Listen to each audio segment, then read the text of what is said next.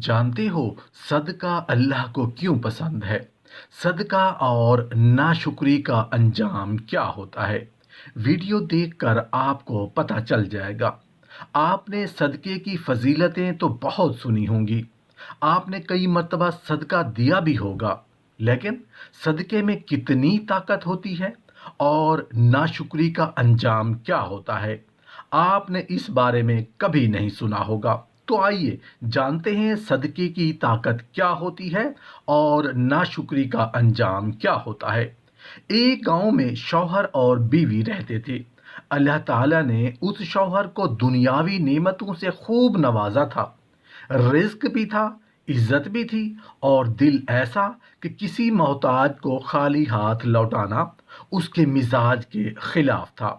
गांव में कोई भूखा होता, कोई मुसाफिर होता, कोई यतीम होता या किसी बेवा पर वक्त पड़ता तो वो शख्स फौरन खड़ा हो जाता, जैसे अल्लाह ने उसे उसी मकसद के लिए पैदा किया हो। आहिस्ता आहिस्ता उसकी सखावत की शोहरत न सिर्फ उसके गांव बल्कि इर्द गिर्द के देहात में भी पहुंच गई। अब तो हाल ये हो गया कि उसके घर के बाहर लोगों की कतारें लग जाती। सब उसका इंतजार करते कि कब वो घर से निकले और सबके दुख दर्द की मरहम बने। वो सबकी मदद करता, मुस्कुराहट के साथ, अखलास के साथ, जैसे अल्लाह की रजा ही उसका असल सरमाया हो। लेकिन उसकी बीवी का दिल उस राह पर मुतमईन ना था। वो बार बार कहती, इतने खुले दिल के साथ दौलत बांटोगे तो एक दिन हम खुद भी फकीर हो जाएंगे। आखिर अपना भी कोई हक है। पहले अपने दर्जे वालों तक मदद रखो। सब पर खर्च करने की क्या जरूरत है? मगर शौहर हर बार मुस्कुराकर जवाब देता, मुझे डर है कि कयामत के दिन मेरा रब मुझसे ये ना पूछे कि मैंने जब उसे इतना दिया तो मैंने उसके बंदों पर क्यों खर्च ना किया। बीवी का लहजा सख्त होता, तुम यूं ही करते रहे तो बहुत जल्द हम भी उन्हीं जैसे गरीब बन जाएंगे जिन पर आज तुम तरस खाते हो। वो बात सुनता, खामोश हो जाता, लेकिन दिल की गहराइयों में अल्लाह से दुआ करता, या रब मेरा हाथ हमेशा खैर के लिए खुला रखना। लोगों की उम्मीदें मुझ पर कायम रहें, तेरा दिया कभी कम ना हो। वक्त गुजरता गया, खैर और सखावत बढ़ती गई, यहाँ तक कि एक दिन ऐसा आया कि उसके पास कुछ ना बचा। दुकान बंद हो गई, घर में भी फाकों का सामना होने लगा। उस लम्हे शैतान ने इंसान के कानों में खुसर फुसर करता है, लेकिन उस शख्स ने अपने दिल को मजबूत रखा। एक लम्हे को ख्याल आया कि शायद बीवी शुरू से ठीक कहती थी, इतना खर्च ना करता तो आज ये हाल ना होता। फिर फौरन अपनी सोच झटक दी, कहने लगा, कभी अफसोस नहीं करना चाहिए। अगर आज मेरे पास एक सिक्का भी होता तो मैं वो भी किसी मोहताज को दे देता, क्योंकि जो अल्लाह की राह में जाता है वो लौट कर जरूर आता है। लेकिन बीवी हर रोज ताने देती, देखा तुमने उन्हीं गरीबों जैसे हो गए जिसको तुम खैरात देते थे। वो मुस्कुरा देता, हमारे पास सेहत है, ये दौलत से बढ़कर है, नसीब बदलने में देर नहीं लगती। बीवी तंजिया हंसती, सेहत के चक्कर में भूखे रहते रहोगे, जाओ कुछ मेहनत करो वरना मैं ये घर छोड़ दूंगी। शौहर ने दिल में उसकी बात का बुरा ना माना। वो जानता था कि बीवी आराम और आसाइश की आदी है, तकलीफ का जमाना कभी देखा नहीं, लेकिन वो खुद जिंदगी के बड़े तजुर्बात से गुजरा था। लिहाजा सबर उसका साथी था। उसने मेहनत को अपना हथियार बनाया और बकरियां चराने लगा। जंगलों में चरागा हो तक जाता, गर्मी सर्दी बर्दाश्त करता, लेकिन सबर और तवक्कुल उसकी ढाल थी। एक दिन बकरियां चरा रहा था कि अचानक जंगल के एक हिस्से में आग भड़क उठी। उसने देखा कि एक छोटा सा जानवर आग में फंस गया है। दिल में दर्द उठा, जान पर खेलकर आग में कूदा और उसे बचा लिया। अचानक वो जानवर इंसान की जुबान में बोलने लगा, मैं कोई आम जानवर नहीं, जिन्नात के बादशाह की बेटी हूं। तुमने मेरी जान बचाई, इसका बदला जरूर दूंगी।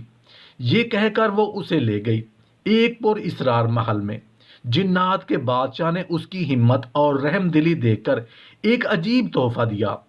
आज से तुम जानवरों की जुबान समझ सकोगे, मगर शर्त यह है कि यह राज कभी किसी को ना बताना, वरना तुम्हारी मौत यकीनी है। फिर उसने उसके कानों में फूंक मारी और मंजर गायब हो गया। शौहर ने पलकें झपकी तो खुद को फिर बकरियों के दरमियान पाया। ना महल था, ना कुछ जिन, मगर उसके वजूद में नई सलाहियत और वदीयत हो चुकी थी। वापस आते हुए एक झील के पास से गुजरा। वहां दो मछलियां बात कर रही थीं। एक ने कहा, अगर झील के बीच में वो संदूक ना होता तो बड़ी मछली हमें कब का निगल गई होती। दूसरी ने कहा, वो संदूक तो सदियों से पड़ा है, पता नहीं उसमें क्या है। ये सुनते ही उसे यकीन हो गया कि जिन्नात की बात सच थी। उसे वाकई जानवरों की जुबान समझ आने लगी थी।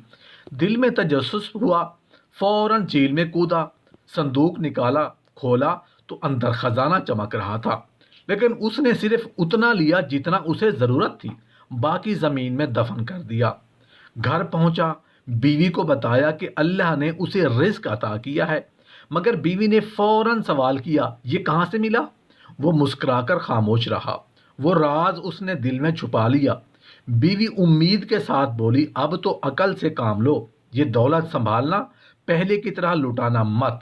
लेकिन शौहर ने नरम लहजे में कहा, जो अल्लाह ने दिया उसका हक भी अल्लाह के बंदों तक पहुंचाना है। जिसने दिया है वो बढ़ता भी है। बीवी ने नाक चढ़ाकर कहा, यह खुशकिस्मती है, ज्यादा खुश फहमी में ना रहना। इस बार घर के बाहर फकीर नजर ना आए, किस्मत दोबारा बार बार नहीं मिलती। शौहर ने दिल में कहा, अल्लाह मेरे सब्र और ईमान का इम्तिहान ले रहा है। उसने फैसला किया कि इस बार भी अल्लाह के बंदों को देता रहेगा, मगर अपनी बीवी को तकलीफ या नाराज़ी में नहीं डालेगा। उसने जाकर एक जगह खरीदी, वहाँ गरीबों के लिए पनाहगाह बनाई, जहाँ खाना और ज़रूरियात का सामान मिलता, लोग दुआएं देते और वो खुश होता। अल्लाह ने उसे फिर से नवाजा। जब उस पनाहगाह की तामीर हुई और लोग वहां आने लगे तो न सिर्फ भूखे पेट भरने लगे, बल्कि कई गरीबों और बेरोजगारों को वहीं काम भी मिल गया। इर्द गिर्द के वीरान खेत आबाद होने लगे, मजदूरों के घरों में दिए जलने लगे और यतीमों के सरों पर साया बन गया। उस शौहर का दिल सुकून से भर गया। वो सोचता था, दुनिया में जितना भी फानी माल है, अगर उसे अल्लाह के बंदों के फायदे के लिए लगा दिया जाए तो यही असल दौलत है, बाकी तो एक दिन छोड़ना जाना है। लेकिन बीवी के दिल में अभी भी दुनिया में चमक बाकी थी। उसके लिए दौलत का मतलब था शान और शौकत, बड़े घर, कीमती कपड़े, जेवरात और लोगों में मकाम। वो अपने शौहर की नीयत को तो जानती थी, लेकिन उसके फैसले उसे हमेशा नापसंद रहे। एक रोज शौहर ने पनाहगाह की तामीर के बाद बीवी को साथ लिया और उसके मेके जाने के लिए सफर किया। वो गाड़ी पर सवार थे जिसे दो खच्चर खींच रहे थे। सफर के दौरान शौहर ने अचानक जानवरों की जुबान में गुफ्तगू सुनी। एक खच्चर दूसरे से कह रहा था, आहिस्ता चल, ज्यादा तेजी मुनासिब नहीं। दूसरे ने पूछा, क्यों? जल्दी चलेंगे तो जल्दी घर पहुंचेंगे, थक भी जाएंगे, और मालिक ने ताज़ा चारा भी खरीदा हुआ है, वो भी मज़े से खा लेंगे।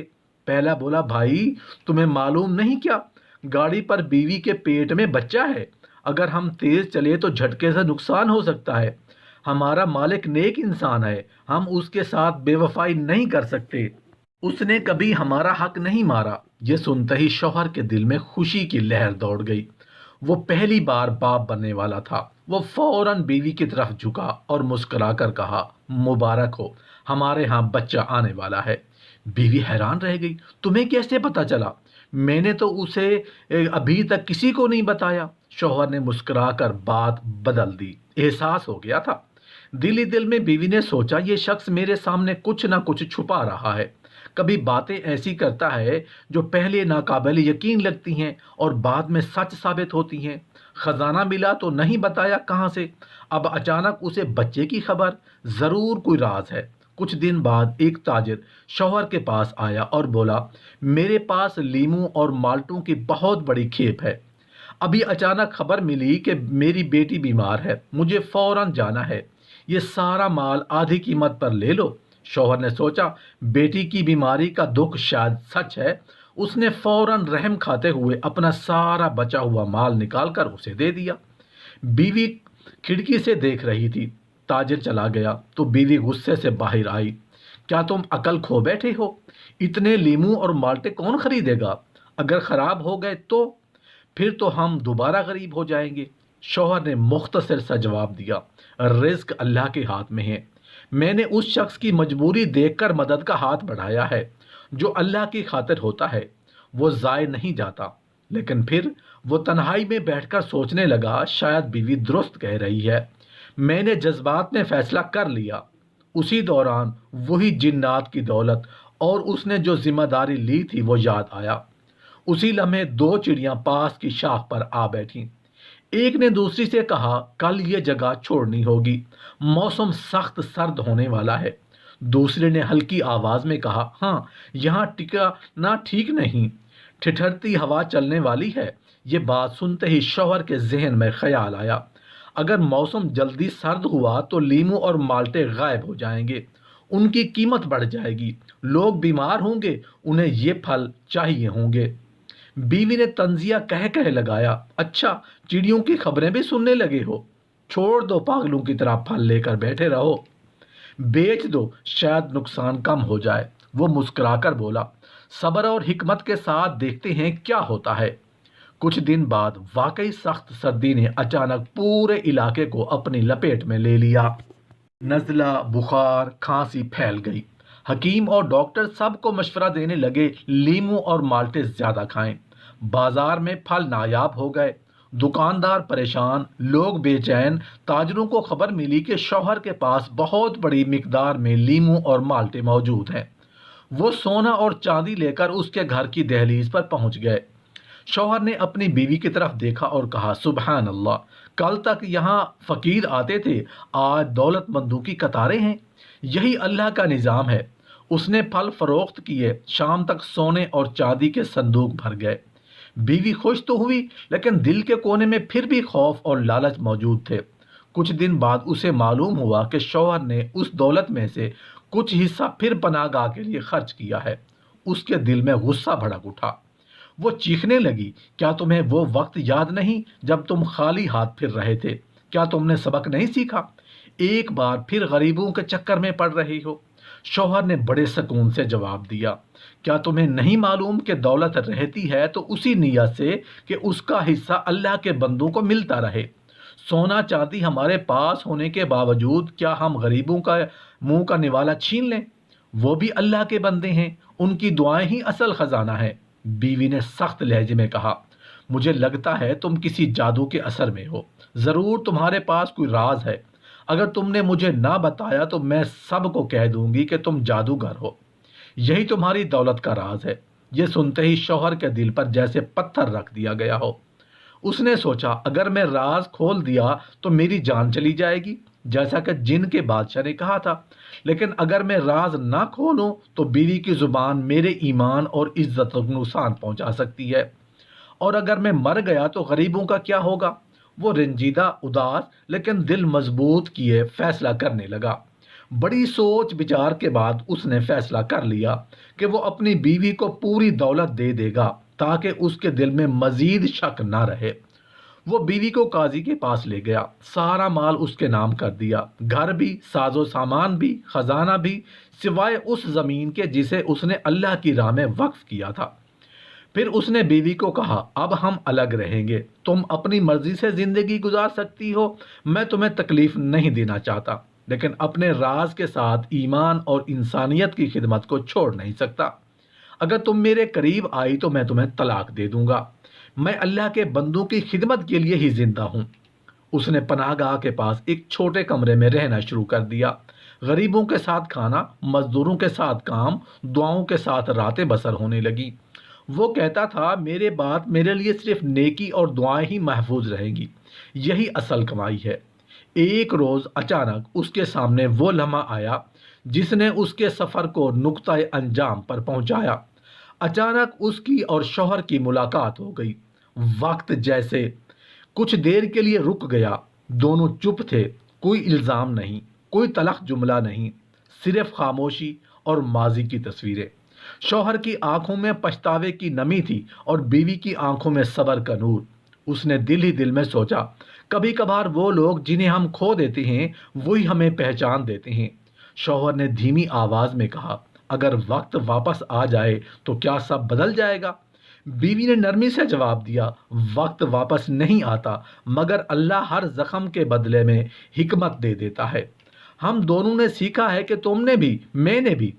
اس لمحے کوئی جیتنے والا نہیں تھا، کوئی ہارنے والا نہیں تھا، صرف دو دل تھے جنہوں نے اپنی اپنی جنگیں لڑی تھی۔ بیوی نے آہستہ سے کہا، جذبے، رشتے، احساسات، یہ سب اللہ کی امانت ہے۔ اگر کسی جگہ محبت کا نور بجھ جائے تو وہاں رکنے سے انسان نہیں بچتا، صرف تھکتا ہے۔ میں نے اپنا راستہ چنا اور تم نے اپنا۔ آج اگر ہم ایک دوسرے کے سامنے کھڑے ہیں تو یہ شکست نہیں، یہ زندگی کی سمجھ ہے۔ شوہر نے خاموشی سے سر جھکا لیا۔ اس کے پاس صرف افسوس تھا، مگر بیوی کے پاس سکون تھا۔ اس نے اپنا گھر شاید چھوڑا تھا، مگر خود کو نہیں چھوڑا تھا۔ وہ پلٹ کر چلی گئی، نہ غصے سے نہ تکبر سے، بلکہ اس اطمینان کے ساتھ کہ کچھ کہانیاں ختم نہیں ہوتی، وہ بس ایک خوبصورت سبق بن جاتی ہیں۔ اس دن اس نے آخری بار پیچھے مڑ کر دیکھا اور اس کی آنکھوں میں شکر تھا۔ شکر اس بات کا کہ اللہ نے اسے ہمت دی، وقار دیا اور وہ پہچان دی جسے دنیا کی کوئی طاقت نہیں چھین سکتی۔ اور یوں اس کی کہانی ختم نہیں ہوئی، وہ تو صرف بدل گئی۔ وہ جانتی تھی کہ عورت کی شان یہ نہیں کہ وہ رشتہ توڑ دے، بلکہ یہ ہے کہ وہ اپنی عزت بچاتے ہوئے جینے کا راستہ تلاش کرے۔ زندگی کے سفر میں وہ اب بھی چل رہی ہے، مگر اب اس کے قدم مضبوط ہے، اس کے دل میں سکون ہے، اس کی زبان پر یہ دعا ہے، اے اللہ مجھے وہاں لے جا جہاں میرا نصیب روشن ہو، میرا دل محفوظ ہو اور میرا وقار سلامت رہے۔